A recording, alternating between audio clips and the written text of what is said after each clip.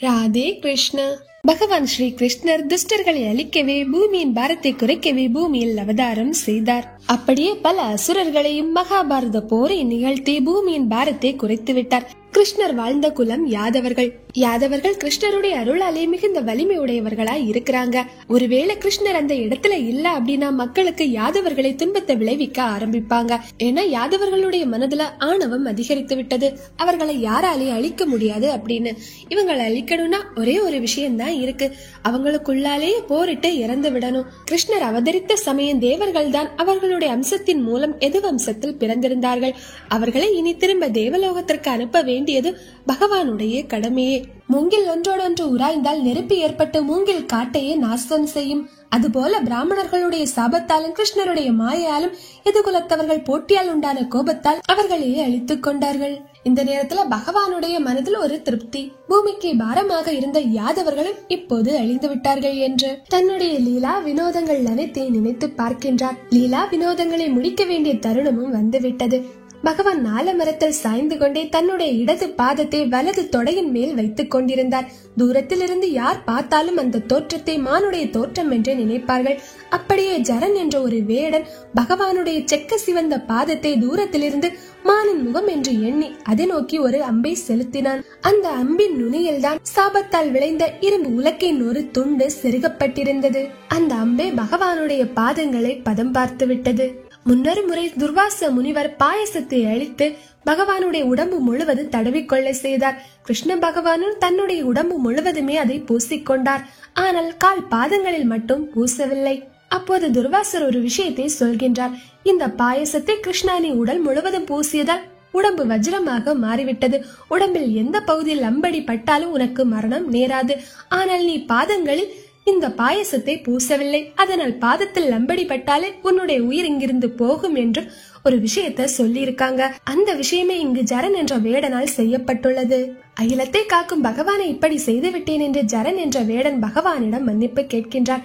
ஆனால் அவனுக்கும் பகவான் முக்தியை கொடுத்து தேவர் உலகத்திற்கே அனுப்பி வைக்கின்றார். மாபெரும் லீலா வினோதங்களை நிகழ்த்திய பகவான் தன்னுடைய முடிவை தானே தேடிக்கொண்டார். நாம எல்லாருமே அடிக்கடி ஒரு வார்த்தையை சொல்வோம், சர்வம் ஸ்ரீ கிருஷ்ணார்ப்பணம் அப்படின்னு. இதுக்கு அர்த்தம் என்ன? நாம செய்யக்கூடிய விஷயங்கள் எல்லாத்தையுமே கிருஷ்ண பகவானுக்கே அர்ப்பணமா செய்வோம். இதுக்கு கூடவே இன்னொரு விஷயத்த சொல்வோம், எப்போதுமே கிருஷ்ண பகவானுடைய பாதங்களை தான் நாம சார்ந்து இருக்கணும் அப்படின்னு. அது உண்மையும் கூட.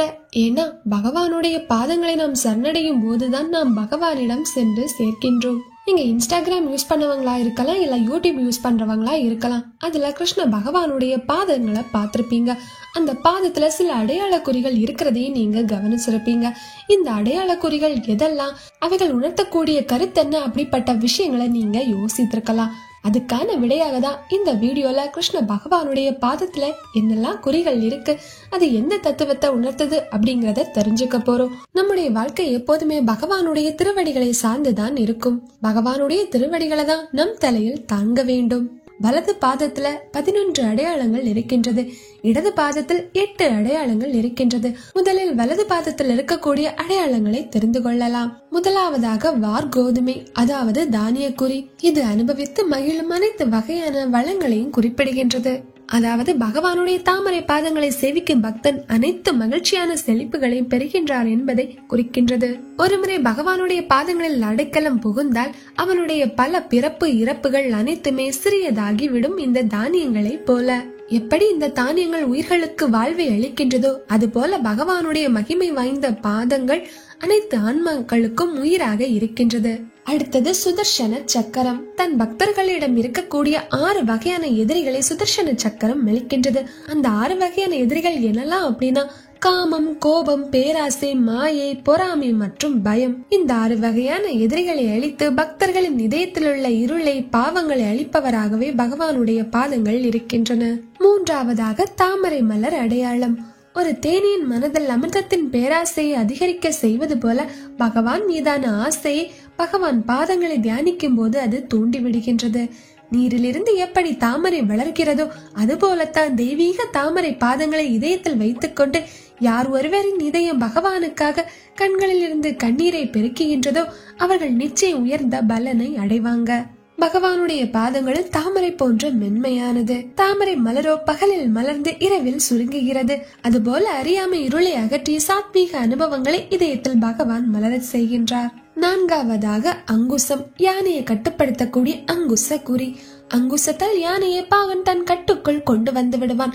அதுபோல அடியார்களின் மனதை கட்டுப்படுத்தி சரியான பாதைக்கு பகவானுடைய பாதங்கள் அழைத்து செல்கிறது. பகவானின் பாதத்தை தியானித்தால் யானை மீது பாதுகாப்பான சவாரி செய்வதற்கு சமம். எது வந்தாலும் பகவானை ரட்சித்து காப்பார்.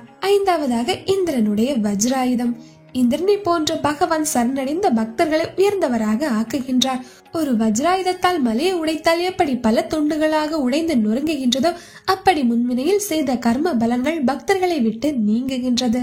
இதையே வஜ்ராயுத குறி குறிக்கின்றது. அடுத்ததாக வெற்றி கொடி. பகவான் பாதத்தை தியானித்தால் பக்தனுக்கு பாதுகாப்பு அளித்து பயம் போன்ற அனைத்து விஷயங்களில் இருந்தும் பாதுகாக்கின்றார். அது மட்டுமல்லாமல் பகவானை சரணடைந்தவர்களுக்கு எப்போதும் வெற்றி என்பதை இந்த வெற்றி கொடி குறிக்கின்றது. ஏழாவதாக குடை. பகவானின் தாமரை பாதங்களை அடைக்கலம் பற்றுபவர்கள் துன்பங்கள் என்னும் இடைவிடாத மலையிலிருந்து பாதுகாக்கப்படுகின்றார்கள் என்பதை இது குறிக்கின்றது. பகவானின் நிழலில் அமர்பவர்கள் என்றும் மன்னர்களைப் போல உயர்ந்தவர்களாக மாறுகின்றார்கள். கோவர்த்தன மலையை கூடையாக தூக்கி பிருந்தாவன மக்களை பாதுகாத்தார். அதுபோன்று நம்மை ரட்சிப்பார். அடுத்ததாக உத்தவ ரேகை குறி. ஒரு செங்குத்து கோடு பகவான் பாதத்தின் நடுப்பகுதியில் ஆரம்பித்து இரண்டாவது விரலுக்கு இடையில் உள்ள இணைப்பில் சென்று முடியும்.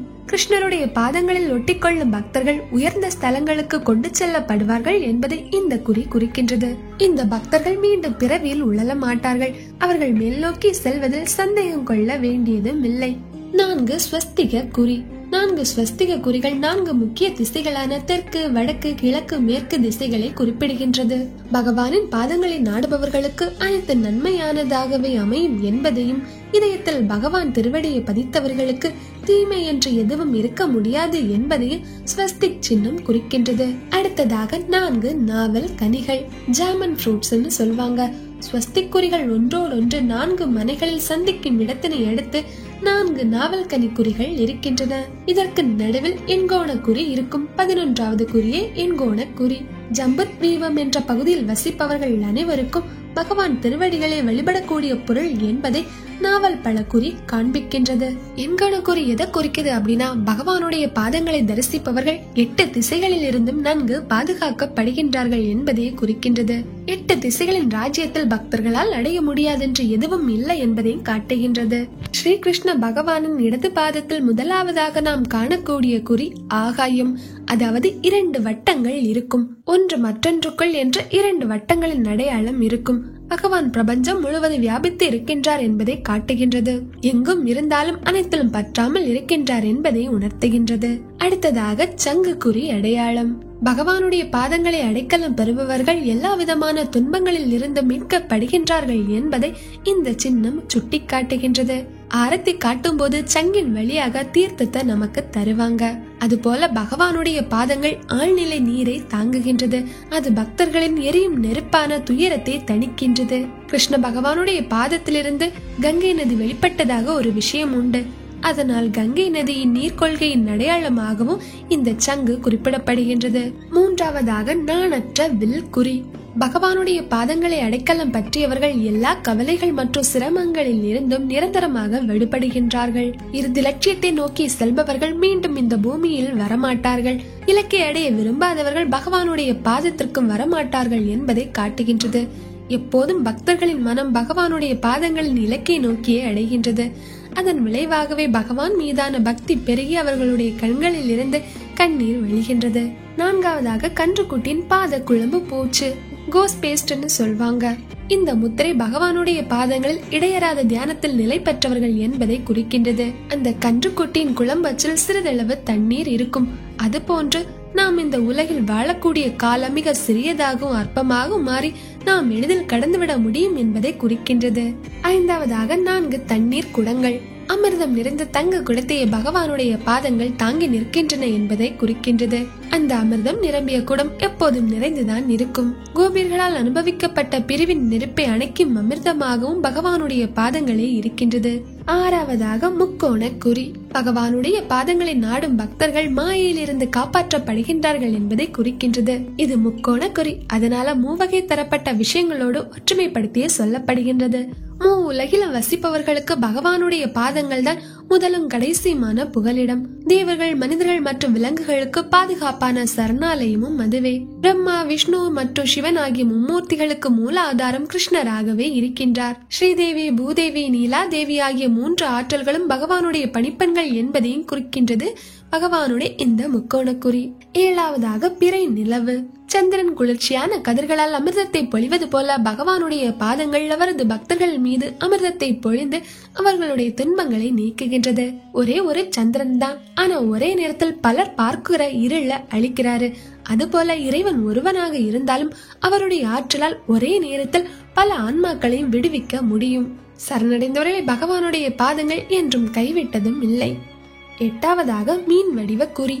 மீனால் நீரின்றி வாழ இயலாது. அது போன்று சரணடைந்த பக்தர்கள் பகவானுடைய பாதங்களை சாராமல் வாழ முடியாது என்பதை இந்த குறி குறிக்கின்றது. நீரில் அலையக்கூடிய மீனை போன்று நம்முடைய மனமும் மிகவும் நிலையற்றதாக இருக்கின்றது. நீண்ட தியானத்திற்கு பிறகுதான் பகவானுடைய பாதங்கள் இறுதியாக நம்முடைய இதயத்திற்குள் வரும். அதையும் இந்த மீன் குறி குறிக்கின்றது. பிரளய காலத்தில் மீன் அவதாரம் எடுத்ததையும் நமக்கு உணர்த்துகின்றது இந்த 8வது குறியான மீன் குறி. இப்ப நீங்க தெரிஞ்சிருப்பீங்க கிருஷ்ண பகவானுடைய இடது பாதத்துல என்ன குறிகள் எல்லாம் இருக்கு, அவைகள் என்ன தத்துவத்தை உணர்த்துது அப்படின்னு. இப்ப வலது மற்றும் இடது பாதத்தை சேர்த்து பார்க்கும் போது மொத்தம் 19 அடையாள குறிகள் இருக்கின்றது. இந்த அடையாள குறிகள் மூலமாதான் நடந்து சென்றது நம்முடைய கண்ணன் என்று கோபியர்கள் அன்று பிருந்தாவனத்தில் கண்டுபிடிச்சாங்க. கண்ணன் செல்லும் இடமங்க தன்னுடைய அடையாளத்தை பதித்து விட்டே சென்றிருக்கின்றார். பக்தர்களுக்கு ஒவ்வொரு விதத்திலும் பகவான் கருணாமூர்த்தியாக இருக்கின்ற. வீடியோ உங்களுக்கு பயனுள்ளதா இருந்துச்சு அப்படின்னா உங்க நண்பர்களுக்கு, உறவினர்களுக்கு ஷேர் பண்ணுங்க. இன்னொரு அழகான வீடியோ பதிவுல சந்திக்கலாம். கிருஷ்ணா கிருஷ்ணா, ராதா ராதா.